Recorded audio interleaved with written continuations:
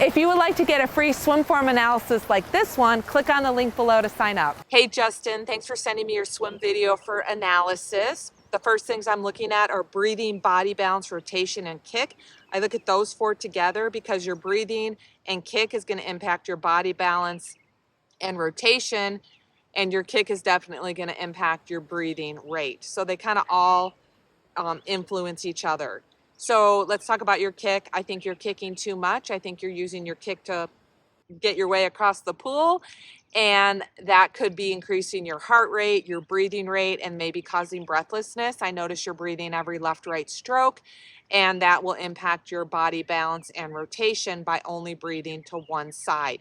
You don't have to become a bilateral breather, but it definitely will impact your stroke in a positive way if you can take a breath to that non-dominant side. So again, if you're having some breathing issues, it's number one, probably caused by your kick.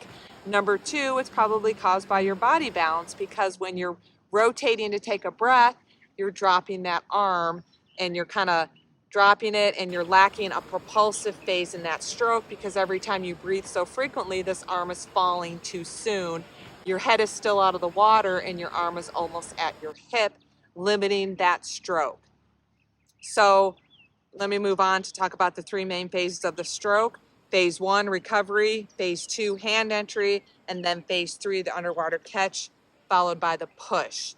So when you're swimming into the camera, your recovery looks fine. Your hand entry actually looks pretty good. What I'm noticing is I believe it's your right arm pulls wide, your left arm doesn't. So when you're swimming, you want to swim over that black line. You want to keep your head looking down so you're watching your hands pull underneath your body. It's another reason why breathing so frequently is ineffective, because you're always looking to the side and you're not looking down trying to pull underneath the center of your body.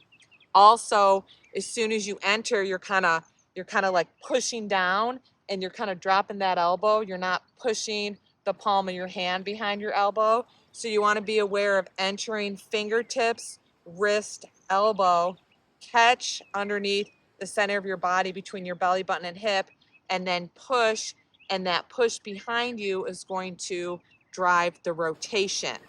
So hopefully as I'm talking, you can recognize each phase of training impacts the next phase. The high elbow recovery is going to impact the hand entry, and ultimately the hand entry is such an important component of the stroke, because that's going to impact your catch and your push all the way behind you. So the first thing I'd like you to work on is number one, relax the kick. You should only kick a little bit to keep your legs on the surface of the water, and that's that body balance. Try to take a breath to the non-dominant side if you can. The best way to do that is to only breathe to the non-dominant side, and then incorporate some bilateral breathing, maybe like every 3 strokes, if you're comfortable breathing to both sides. And again, just number one, relax. Then when you're ready, then you want to maybe get a snorkel, and that's going to take breathing out of the equation, so you can keep your focus looking down, and you can watch what's going on with the catch and the push all the way behind you, instead of focusing so much on looking to the side when you take a breath. And a snorkel will help you do that. There's also various drills that just focus on the underwater pull, such as the underwater doggy paddle drill and the catch-up stroke drill, that I think you're ready for, because again, the phase of recovery and the phase of hand entry look pretty good, but it's probably also a good idea to just focus on hand entry so you understand it more. And that's the head out of the water drill and the fist drill. And all these drills, actually, I've demonstrated on Instagram. So you can check out my Instagram account for demonstration of those drills.